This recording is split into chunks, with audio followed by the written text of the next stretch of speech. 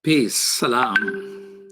This is Imam Malik Mujahid, and you are watching Muslim Network TV on Galaxy 19 satellite, Raku TV, Apple TV, Amazon Fire TV, and a whole lot of social media. We're always there on our own website, which is muslimnetwork.tv. Today we'll talk about a country which is very small, tiny, but does interesting stuff. Interesting, as my professor will use. Sometimes it could be a very positive thing. Sometimes it could be very interesting thing. So interesting can go either direction. So what is going on with United Arab Emirates? It is, in Arabic, they call it Al-Imarat Al-Arabiya Al-Muttahida, or sometimes just Al-Imarat or Emirat. It is a federation of seven different sheikdoms or emirates. Its population is a little over 9 million, and only 1.4 are people of emirates, which is about little over 11%. Rest of them are foreigners who do not have much rights, and of course there is no path towards citizenship or green card or anything. 38% of those foreigners who are working there are actually Indian nationals. It has the tallest building in the world, and it is a showcase. Its passport, they say, is rated, and they're very proud, as number one or among the top passports in the world. Its airport, definitely, I will witness, is better than many airports in the Western Europe. And a couple of their airports I found to be more busy, at least at the time when I visited, than any airports in the United States, Atlanta, O'Hare, or LaGuardia, or any other place. And right now, they have a spaceship named Hope, which is on its way to Mars. And the project is led by a woman named Al Amiri, and 50% of their elected, half elected, and half nominated parliament, 50% of them are women. So this is one side of that. And because of that, nearly a lot of elites. Just recently, it was discovered, I think yesterday, the Spanish king, former Spanish king, he left Spain, and people are wondering where he is, and he has taken residence in UAE. And he was accused at the same time of illicit financial dealing with UAE. And this is a country which human rights simply don't exist. If just oil trade, and maybe tourism and a lot of sand, not much of human rights there. Foreigners go through a horrible time. They're at the mercy of local population, even individual, not the local laws, but local population. Indian Prime Minister Modi, who has excelled in a way that when Trump and Modi were together, Muslims were literally being lynched by police as well as extremists on the streets of their capital city, Delhi. He will not say a single word. But a little unknown princess of UAE started tweeting about it, that we're going to deport the Indians if India will continue to do that. If anybody speaks against Islam, we'll deport them and all that. Suddenly, Modi started tweeting for asking people to calm down. So what is this country? When it comes to immigrants, I mean, the female workers are literally raped there, and there's no recourse, sexual abuse. Even non-Indians, Europeans who complain they have been raped or gang raped, they actually have been punished and put in prison for having drinking alcohol and things like that. So it's a strange place. A video surfaced, a prince, leading prince, torturing some foreigner to the level that Muhammad Shahpur is the name of this foreigner, with whipping, electric prod, wooden planks, taking his nail out, running him repeatedly over his car. Video is present, and the guy is declared innocent. So American Muslim first time came to notice. I mean, a lot of American Muslim going to Middle East, South Asia, take their airline. But they really came to notice it when in 2014, UAE declared one of the most established and well-known civil rights organization of Muslim care to be a terrorist entity. So what? Who are you to talk about it? But how did they accomplish that? And now suddenly they have brought peace to the Middle East. Here's New Yorker headline: Israel's new peace deal with the United Arab Emirates transforms the Middle East. And the White House has this statement there: joint statement of the United States, the State of Israel, and the United Arab Emirates. And it is on their website. So to discuss all of this with us, quite a bit there. Electoral politics is there, Trump position. Jared Kushner was saying that many other nations are about to come on board in the Middle East on the peace deal. Is this peace deal really is a deal? Where are Palestinians in this? We wanted to have Palestinian representatives who are otherwise pretty responsive, but somehow this time frame, for some reason, we haven't heard. But to discuss that with us are two persons. Not only will discuss what is going on reference to electoral politics, UAE, Israel, and America still, where are Palestinians, but also about how come UAE is sitting there declaring American organization a terrorist entity, which United States have not declared as such. So Edward Ahmed Mitchell, welcome to Muslim Network TV. Assalamu alaikum. Wa alaikum assalam wa rahmatullahi wa barakatuh, Imam. Thank you so much for having me. Good to see you. Yes, thank you. Edward Mitchell is an attorney and former journalist who serves as the deputy director of the CARE at national level. He previously served as the executive director of CARE Georgia from 2016 to 2020. And before joining CARE, he was not idling around. He was a criminal prosecutor for the city of Atlanta and worked as a freelance journalist at Atlanta Journal-Constitution. And a graduate of Moore's House. You know, I was honored at Moore's House at the chapel there. Alhamdulillah, yes, the Martin Luther King National Chapel. That's wonderful. That's a great honor, mashallah. Yes.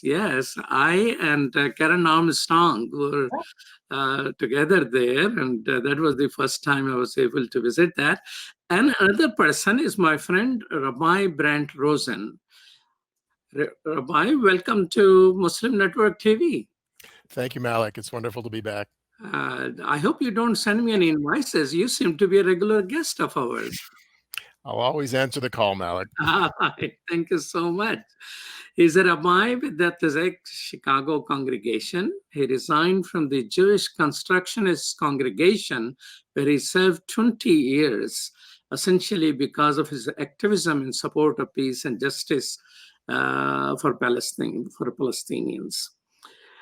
Now, there is quite a bit to cover here, and so let's talk about the peace deal. How peaceful is this peace deal? Do you like the word peace deal about it? Rabbi, please. So I would not call this a peace deal. These are not two countries that have been at war. These are two countries that have had second-tier diplomatic relations for many, many years, and it's really just formalizing a process that's been underway for a long, long time. It's really just, I would call this a diplomatic agreement that both countries saw in their geopolitical best interests. I think largely because of their common enemy of Iran, but also I think both sides get something out of this, and the leaders of these respective countries also get political advantage. But in terms of bringing peace to the Middle East, the fact that the biggest losers in this agreement are the Palestinian people, who have been thrown under the bus yet again. I would argue that true peace, which means peace with justice, peace together with justice, will never come until the oppression, Israel's oppression of Palestinians and occupation of their lands, comes to an end. And we're further away from that goal with this new decision. Well, you didn't mention President Trump at all in this conversation of yours. Are you a Trump voter or something? Well, I did mention that every leader gets something out of it. So Trump gets to say that he is now joining the pantheon of Americans who have brokered, quote unquote, peace deals in the Middle East. I don't know that that will translate to much electoral success. I don't know that voters in this country care too much about a treaty between Israel and the UAE. Maybe evangelical Christian supporters who already have his vote. But I think this is something that certainly more lately they've been involved in brokering. But as I said before, I think it's a process that has been long underway, gradually going on since well before Trump came into office. Oh, so you're saying UAE and Israel already have a whole lot of relationship, and that relationship continue to build on mutual interest and their mutual confrontation with Iran. UAE and other Gulf states as well, certainly, and I think Saudi Arabia being the big prize, and I think Israel's hope is to enter into similar kinds of treaties with other Gulf states, certainly.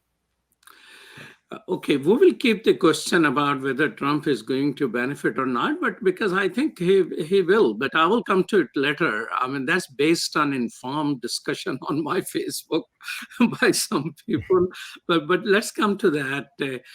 So Jared Kushner has been working on it, and they had announced a peace plan themselves. How much this thing is connected with that peace plan? Did that peace plan say something like that? Well, I think this is part and parcel of what Mr. Kushner has been trying to do, which is to bypass the Palestinian people and convince Arab Muslim governments to disregard the 2002 Arab Peace Initiative, which offered full normalization with Israel in exchange for return to the 1967 borders, capital for Palestine and East Jerusalem. That was the offer that was made almost 20 years ago. And that is not an offer that Benjamin Netanyahu wants to entertain. It's not an offer that Kushner wants to demand. So his goal is to try to get Arab governments to bypass Palestinians, make peace with the Israelis, and then box the Palestinian people into being a non-factor in the region.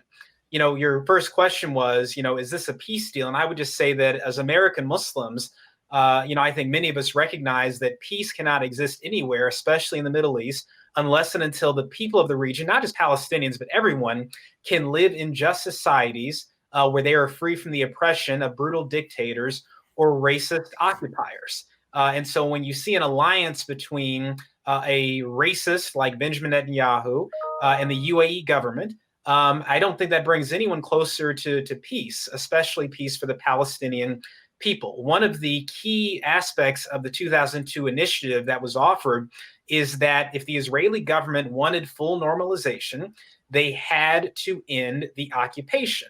But now, if countries one by one are going to give the Israeli government the benefit of full normalization without getting anything in return, then they now have no reason to concede and end the occupation. They can just continue to gobble up Palestinian land until, in their minds, there's no way for a Palestinian state to exist, and the Palestinian people are no more than a nuisance. Now, I don't think that's going to happen. There are too many Palestinians to wish them away, and that means that you've got to confront this issue by making a real peace. And real peace means ending the occupation, guaranteeing freedom and justice to the Palestinian people, and more broadly than that, all people in the region.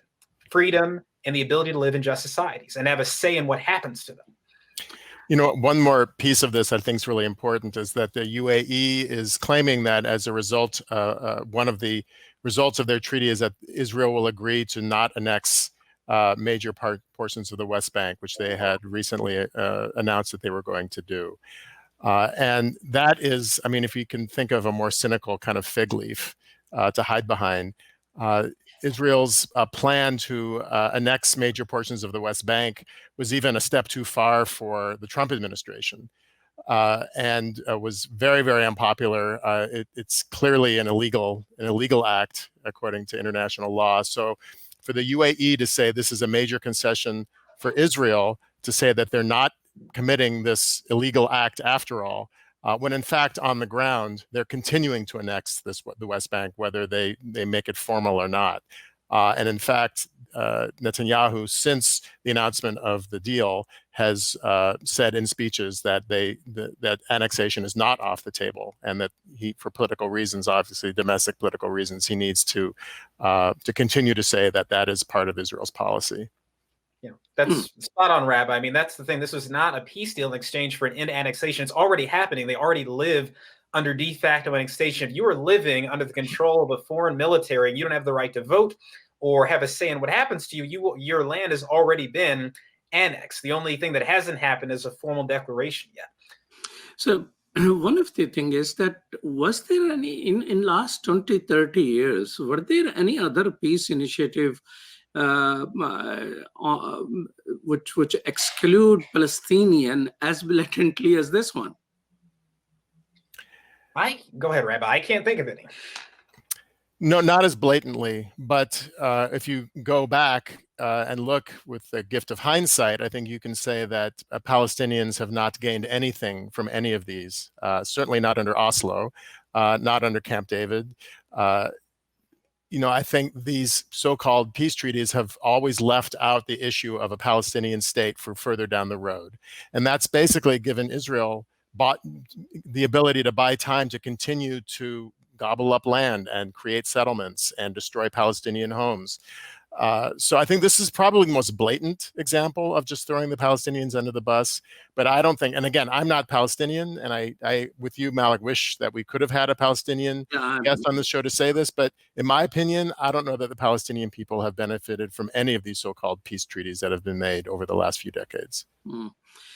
Yes. One of the things is that people talk about the domestic impulses that, Israel need this for this purpose, Trump need this for internal consumption purposes. UAE is not a democratic place and oppressive regime with hardly any rule of law. Do you think that internal oppression and suppression, 90% people have no rights essentially there except to earn whatever wages they're given?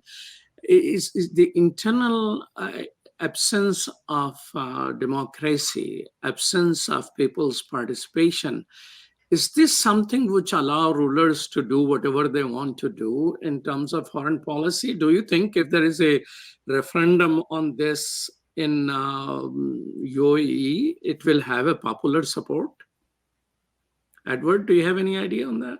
Well, look, in many countries around the Middle East, there are not free elections. People cannot choose their leaders. And even in some of the countries where you can choose a leader, you end up with a leader who wins 90% of the vote. So that sort of representative government is hard to come by.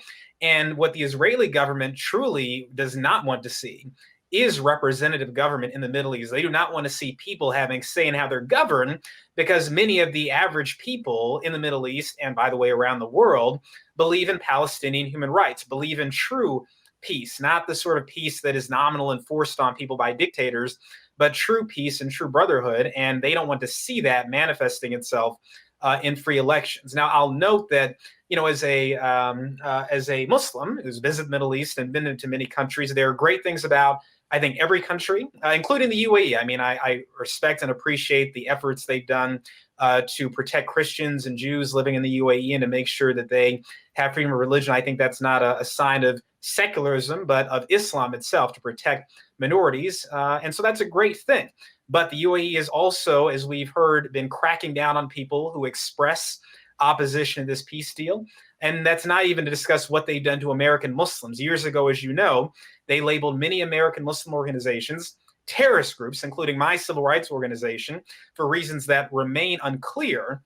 And it's that sort of thing that is disturbing, destructive, and unnecessary. The UAE is a wealthy country. They could be doing so much good in the region, around the world. It's not necessary to be undercutting the struggle for Palestinian freedom, to be engaged in these regional conflicts that everyone's involved in, Turkey this side, UAE this side, and all this mess that's going on. It's just not necessary. And it's especially not necessary to attack people who speak up for Palestinian human rights. So before I even criticize a foreign government, I say, may Allah guide us all to be worthy of better leadership, and may Allah guide our leaders aright. I'm not in the business of cursing our leaders. I pray for them. And so I do pray that the UAE and all other governments in the region will listen to the legitimate interests of their people. And I think those interests would be true peace and true justice for the Palestinian people. And also, their role in what they're doing to Yemen as well. So this is, I'd like to inform our audience that we did try to get a Palestinian representative for last 24 hours. Somehow we're unable to get, but on this station, we always have Palestinian representative, but their absence in this discussion is absolutely noted and regretted. You're watching Muslim Network TV. This is Imam Malik Mujahid, and I'm talking about United Arab Emirates and Israel deal, which has been announced by President Trump, and we'll be right back after these messages.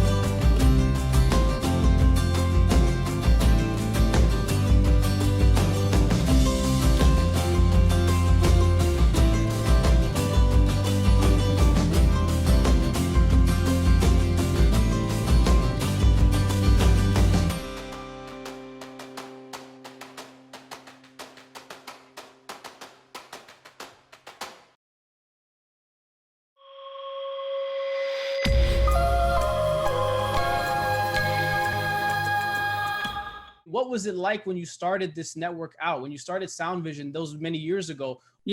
After 9/11, one lady called me and she says, what is your channel which I can watch? And I say, I'm sorry, we don't have a channel. And you know what she said? She said, then how America will know about you? SubhanAllah. Anything you want to say to the people who are watching? We had one sister who messaged that she grew up on Sound Vision. What do you say to the people who have been long supporters? Thank you. Thank you. It is because of you we are able to do all of that. So the generation of Adam's world, you need to take it over for the next generation. And that's my invitation to you. To keep telling everybody where to watch. They can watch it on Galaxy 19 satellite, Amazon Fire TV, Apple TV, or EasyThing, MuslimNetwork.tv, or our YouTube channel, or our Facebook channel. And with your help, inshallah, ladies, the one who called me, what channel should I watch Muslims on? Answer is here and now.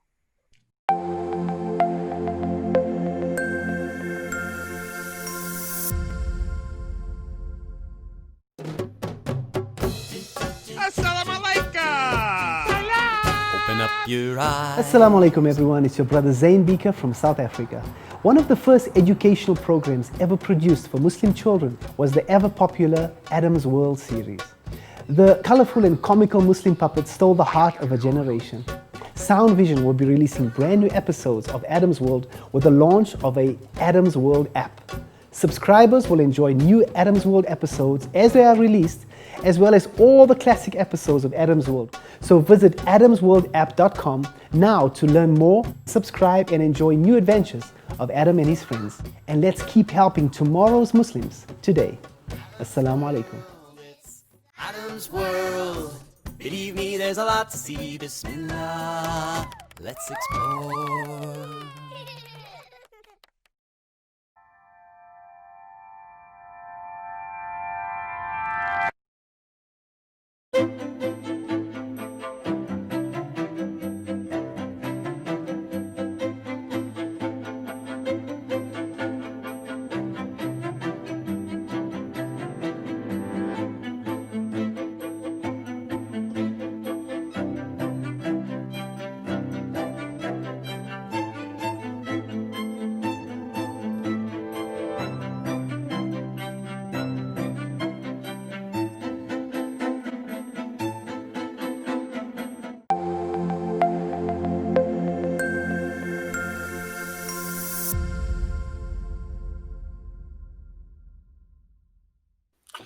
Welcome back to Muslim Network TV. You're watching Galaxy 19, Amazon Fire TV, Roku, and Apple TV. And we're always on muslimnetwork.tv, which is our own website, muslimnetwork.tv. And my guests are Brent Rosen, Rabbi, and my friend, and Edward Ahmed Mitchell, who is Deputy Director of CARE. Before the break, Edward, you were mentioning about the UAE declaring CARE to be designating it as a terrorist organization. I mean, that's the first time I say, what? So what did you do, brother? Did you bomb UAE, or what did you do? May Allah forbid. Well, first of all, I think I was in law school when that news broke 10 years ago, so I certainly did nothing. But no, it's important to note that there were numerous Muslim American organizations that they listed back in 2013 on this terrorism list. And at the time, the United States government noted that this was completely unfounded. John Kerry said there's no basis for this. Obviously, CARE and all these other organizations that were listed or registered nonprofit organizations. John Kerry was what, that time? Secretary of State? Yeah, correct. He was Secretary of State at the time, right? And so all these organizations are nonprofit organizations in good standing with the United States government.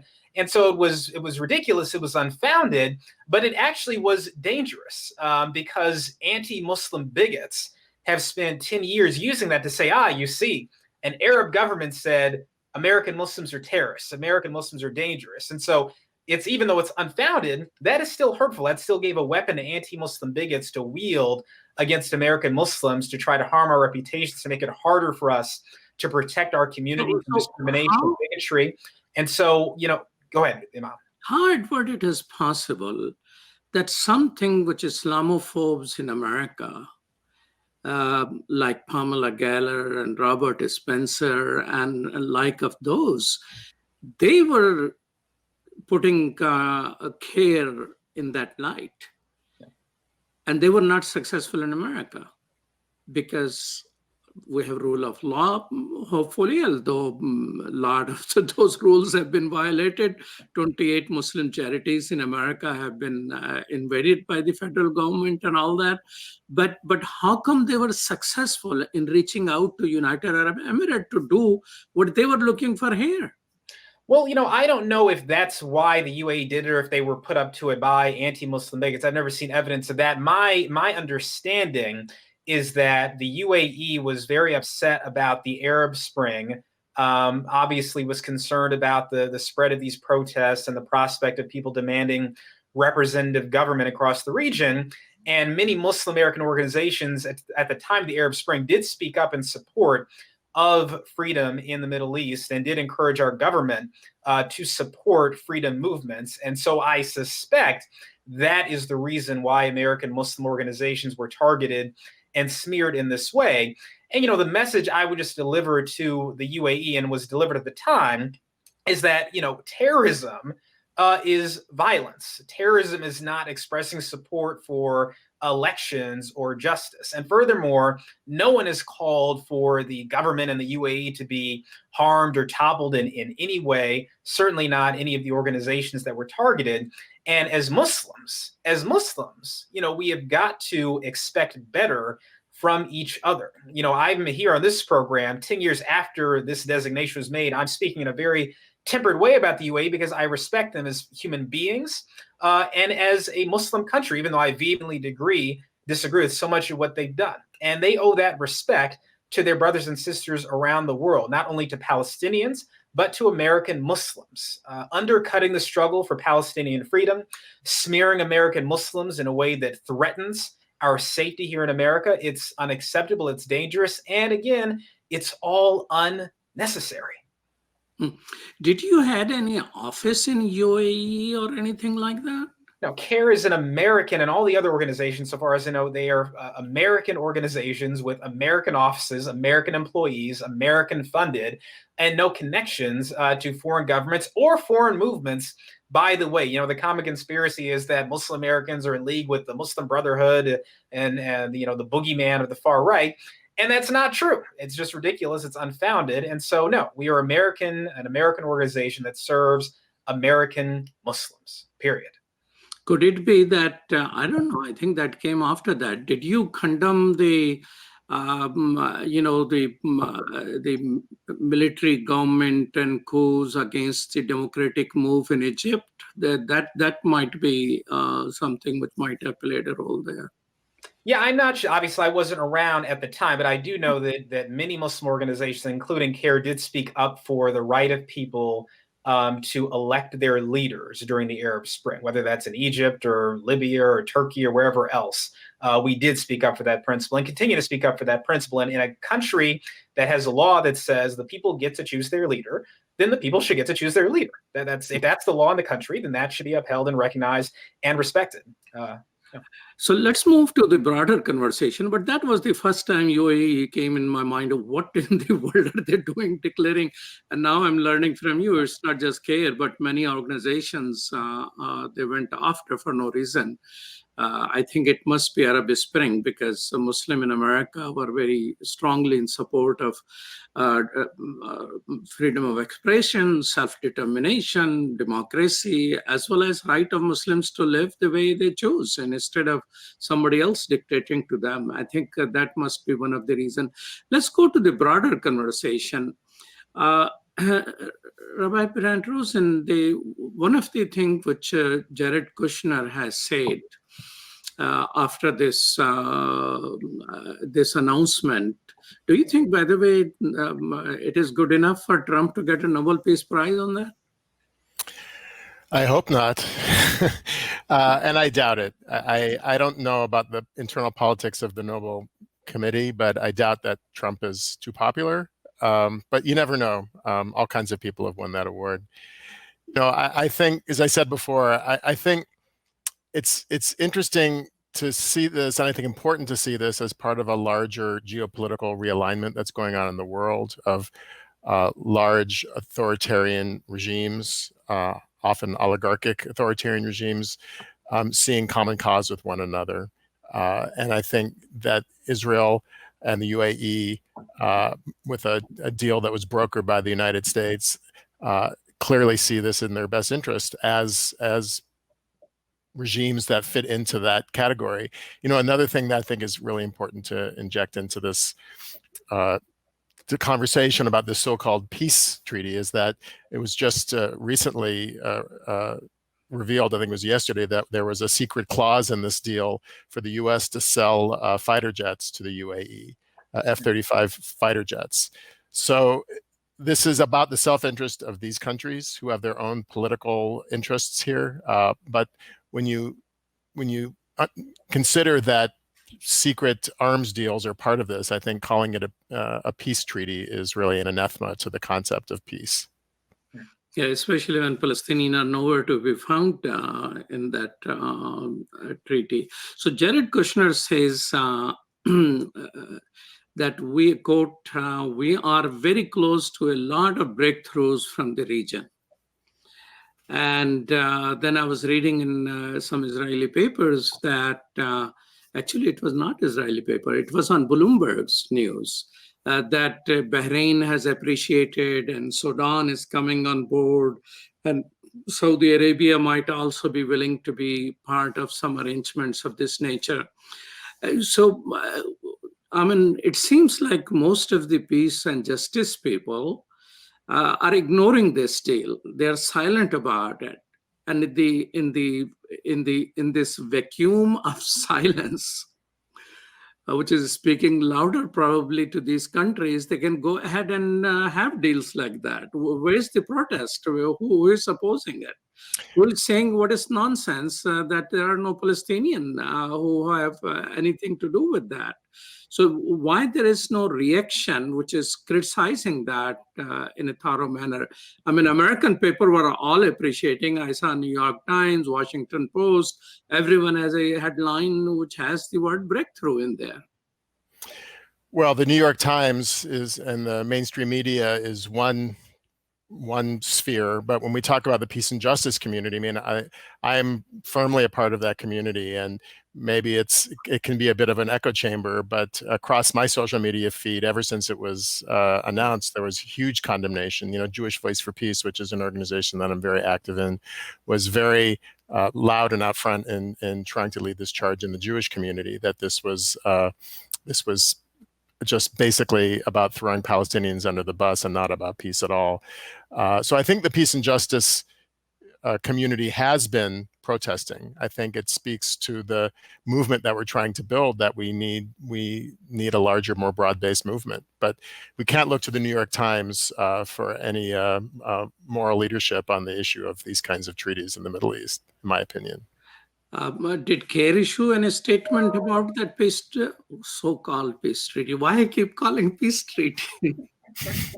Yeah, so the United States Council of Muslim Organizations, which CARE is a part of, did issue a statement that we joined. And the statement said essentially what I've said, which is that true peace cannot exist in the region until the people can live in just societies without the oppression of racist occupiers or brutal dictators, and therefore we cannot celebrate the announcement of an alliance between the Israeli government and the UAE. And it's important to note, as USCMO said, and I'll say here, that the Palestinian people, the Palestinian cause, has been supported by Muslims all around the world, as well as people in all faiths of good faith. Jews, Christians, secular humanists.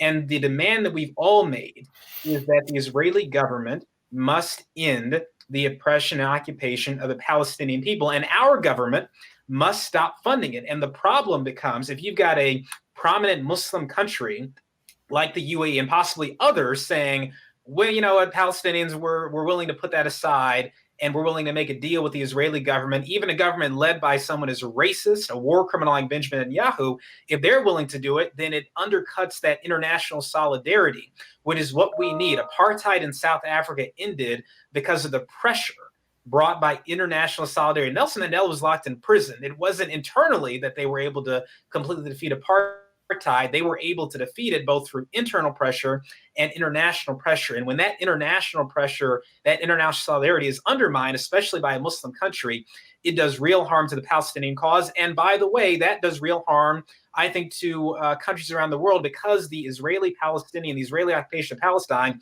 is at the root of so many issues that our government has in the Middle East, that other governments have in the Middle East. That is the root of so many problems, and it must be solved if you want to have any semblance of peace. Right. And just to Edward's point, I just want to amplify, I'm in complete agreement that those of us in the peace and justice movement can never look to governments to create peace. It's only the broad-based movement of popular social movements rising up, putting pressure on governments to make peace, that has resulted in true peace with justice. It was, you can just come up with lots of different examples of this, whether it's the anti-apartheid movement against South Africa. You could look at the civil rights movement here in our country.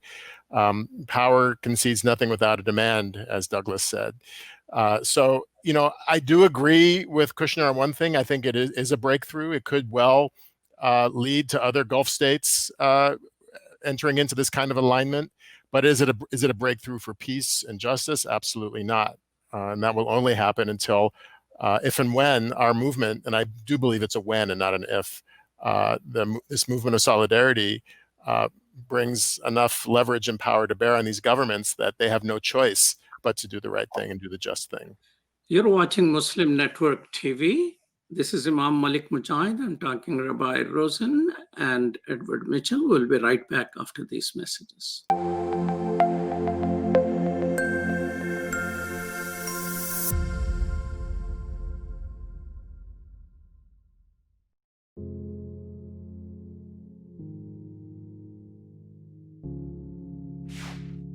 We are Justice for All.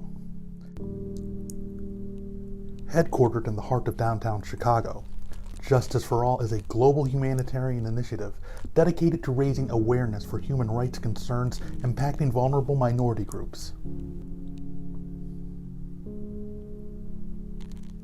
We promote policies that protect religious freedom, address the root causes of mass displacement, and recognize the plight of refugees and forced migrants. Our diverse team of staff and volunteers, led by Imam Malik Mujahid, work tirelessly to help Justice for All achieve their goals. Past campaigns covered a wide range of humanitarian concerns. Through Bosnia Task Force, imams and leaders of Chicago's Muslim community worked to ensure Bosnia became a top national issue. This led to life-saving American policies in Bosnia.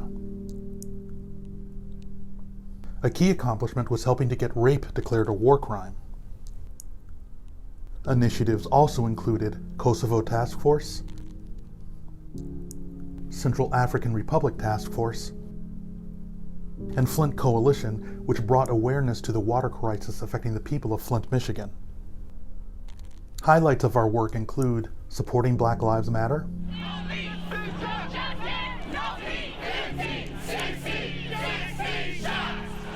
Parliament of the World Religions, addressing climate change. So wasteful consumption starts the ruthless production, and that's where we need all the fossil fuel in the world.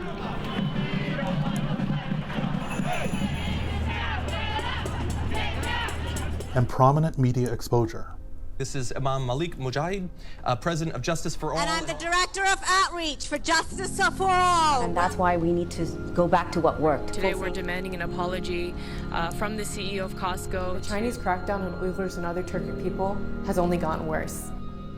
Current programs such as Burma Task Force advocate for the rights of Rohingya refugees in Bangladesh, internally displaced populations, and all those denied freedom of movement and at risk of starvation. Through this, we mobilized thousands of calls to elected representatives. This paved the way for the U.S. to increase funding for Rohingya refugees from $30 million to over $600 million. 2 of our documentaries were featured on international news outlets. The Rohingya People, A Slow-Burning Genocide on BBC World News, and Rohingya Refugees Tel Aviv Massacre was featured on CNN. We've organized rallies, UN mission visits, expanded presentations on campuses, promoted research and report writing, outreach to think tanks, media, and other influencers. Faith Coalition educates about the Rohingya genocide and crimes against humanity faced by ethnic groups in Burma. We've traveled to refugee camps, convened a meeting of Karen, Kachin, and Rohingya leaders, both to encourage cooperation and to guide them in congressional outreach. We organized Rohingya Advocacy Day. This led to over 100 participants visiting the offices of 60 U.S. senators and congressional representatives. Free Kashmir advocates for the people of Kashmir. Long-term goals include the call for self-determination, the end of the Indian military's occupation of the territory, and raising awareness of Kashmiri issues among the American people. After the August 5th reinvasion of Kashmir, we organized national protests in front of various Indian government buildings, partnered with Stand With Kashmir, and launched a petition condemning the Gates Foundation's decision to present Prime Minister Modi a humanitarian award. Save Uyghur informs Muslims and neighbors of other faiths about the ongoing cultural genocide of Uyghur Muslims and mobilizes public support. Our projects include boycotting Chinese products with our Fast from China campaign, pushing Bill S-178 in the Senate, and organizing a nationwide protest of Costco.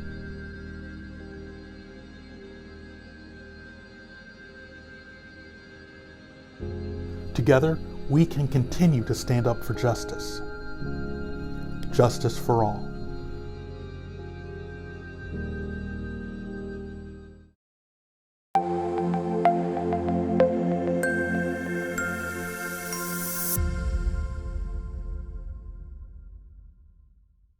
Welcome back to Muslim Network TV. This is Imam Malik Mujahid, and my guests are Edward Mitchells and Rabbi Rosen.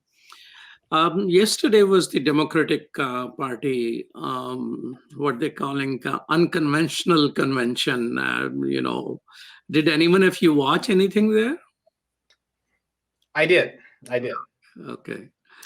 So I watched. Before that, there was something called Muslim Watch Party, which was also called Official. I don't know what it means, but I also participated in there. So there was the only way you can communicate is there was a chat box. It was through Zoom.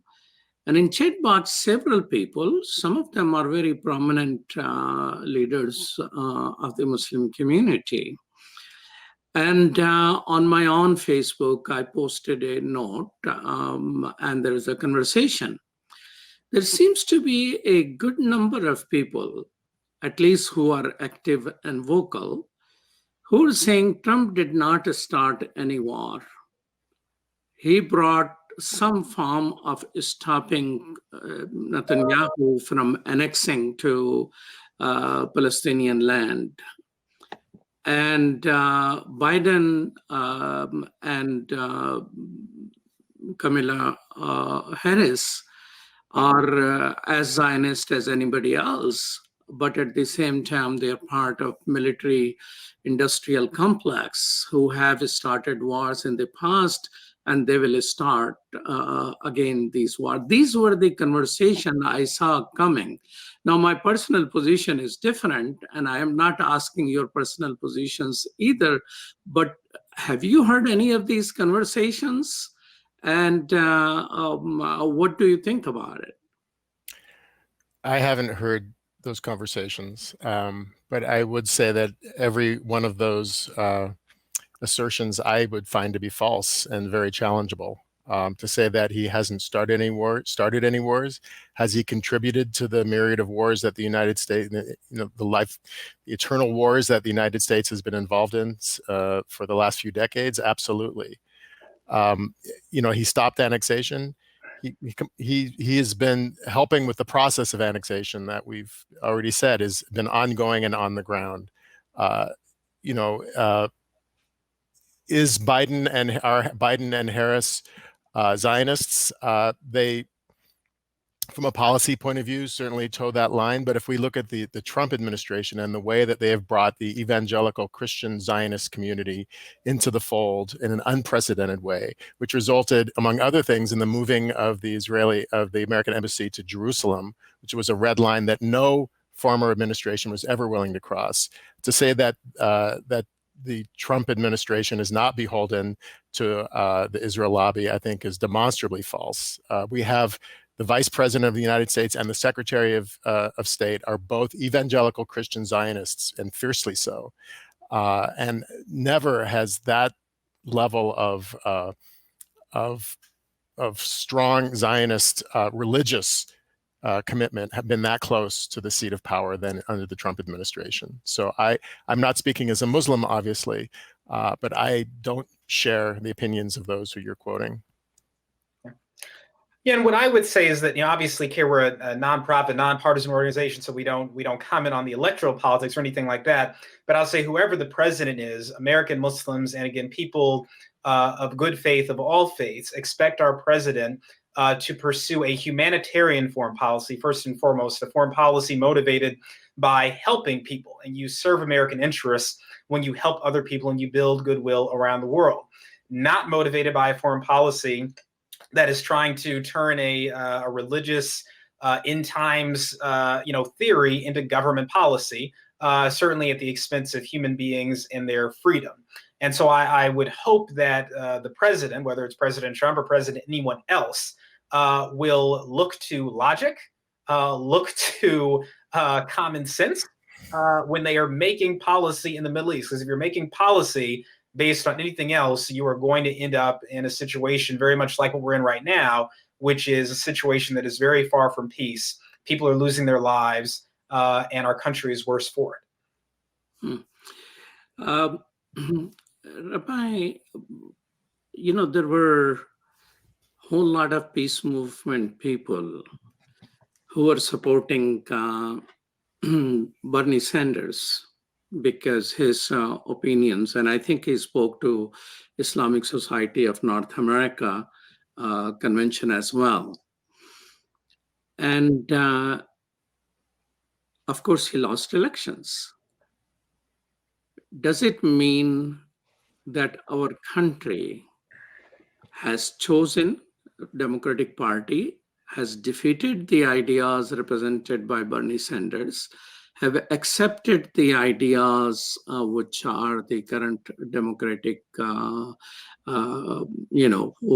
hopefully will be probably on their way to be nominated as the presidential and vice presidential candidate? So is a peace movement, do you think peace movement is moving its needle towards a just foreign policy, or we are more absorbed by what is happening on our streets, like Black Lives Matter movement, snatching babies on the southern border, and pandemic, schools? I mean, people are concerned about their surroundings, like the foreign policy issue is not a major issue. And I don't know how, I haven't read that, but some news or some place I saw that the word occupation was included in the Democratic Party platform, which Biden personally interfered to take it out. So is the peace movement moving forward to have influence on these parties? Both parties, Republican and Democrats. I mean, Republican at one time were known for good relationship with the Muslim countries. I don't know what it meant. I think it meant dealing with the oil-rich countries, probably.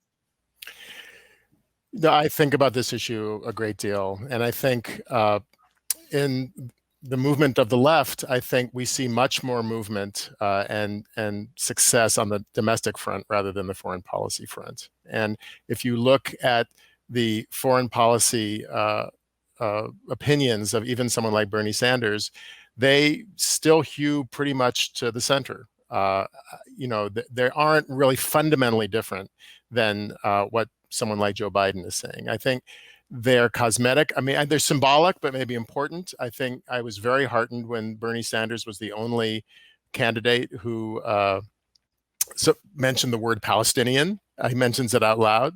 He said in primary debates, we cannot forget the humanity of the Palestinian people, which that was considered a radical statement to make. Just mentioning that Palestinians are human beings is considered a radical statement. But if you look at the entirety of his approach to foreign policy, it's not fundamentally different than the Democratic establishment. The one, and I think a lot of this has to do with the stranglehold of the center and center-right in the Democratic elites on the party platform. But if you look at on the popular level, I think there's a lot to feel good about and to be hopeful about. I think the rise of young Democratic politicians like Alexandria Ocasio-Cortez and Rashida Tlaib and Ilhan Omar, and now others who are finding primary success and likely will succeed in the general election. This is the future of, I believe, of the Democratic Party, and they are unabashed about their foreign policy opinions and proposals. We have now Congress people who support boycott, divestment, and sanctions. People like Rashida Tlaib. That was unheard of just a few years ago. The fact that they're finding electoral success means on a popular level, there is a growth of on the ground of the desire for the Democratic Party to be more forceful in terms of its foreign policy to support the kinds of peace and justice approaches that you're talking about. Yeah, I would note that in Congress, you've seen, it's not a sea change, but it is a very clear and visible change in the discourse around foreign policy, including Palestine. You've seen representatives, you mentioned AOC and others, vocally speaking out for a change in American foreign policy. Betty McCollum, the representative from Minnesota, introduced a bill just a few days ago addressing annexation and any potential funding of that. She's also introduced a bill relating to the rights of Palestinian children in Israeli prisons. And, 20 years ago, 30 years ago, a lot of that, maybe 10 years ago, a lot of that would have been just unheard of in Congress for an elected official to be pursuing those sort of, morally righteous and positive policies. And so there has been change in Congress. It's bit by bit. But if you look at where we are now compared to where we are 20 years ago, it gives you hope that 20 years from now, we could be in a radically better place. No one thought apartheid was really, really, really going to end until it finally happened. No one thought the Berlin Wall was going to come down until it finally happened. No dictator lives forever. No unjust system lasts forever. No occupation lasts forever. I think that, we do see hope in the way that American foreign policy is changing for the better, and hopefully will change to the point where do you think democracy lives forever? Say it again. Do you think, you're saying dictatorship doesn't live forever? I'm asking, do you think democracy lives forever? Well, only if we fight for it. Our own government is trying to indicate that is not the case at the rate we're going, between the tax on free elections and the post office and all these other things. And by the way, America is not truly a democracy. We are a republic, and a flawed republic at that, between the Electoral College, the Senate. The fact that we've had now multiple presidents elected without winning the popular vote. And so I think we have to be careful when we use the word democracy. What does that exactly mean? I don't think there is a truly perfect democracy, so to speak, in the world.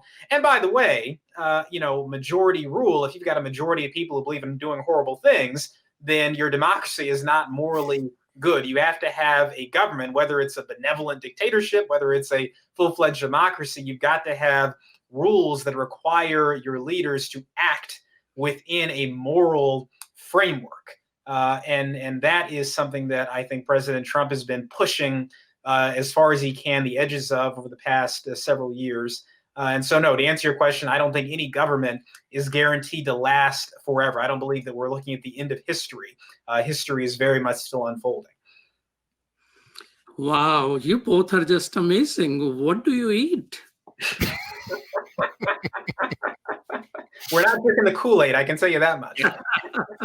We ate our Wheaties this morning. Well, thank you so much. Truly appreciate that. It's there were 3 areas you help us understand, and I hope our audience will benefit from it. This is Imam Malik Mujahid, and I have been talking with Rabbi Brent Rosen and Edward Mitchells. Thank you, both of you, for coming and benefited from your wisdom. And hopefully you will are comforted enough that you will join us again on some occasion. And thank you so much, Dr. Abdul Wahid, for producing today's show. And you have been watching Muslim Network TV on Galaxy 19 satellite, Amazon Fire TV, Roku, and Apple TV. And we are always there on all these platforms 24/7. This is where you hear voices of Muslims, interesting conversations, our allies, as well as people who are not quite happy with us. We have brought actually Pamela Geller and Robert Spencer to talk as well. So peace, salam. Assalamu alaikum. Thank you. Nice to meet you. Salam. Same.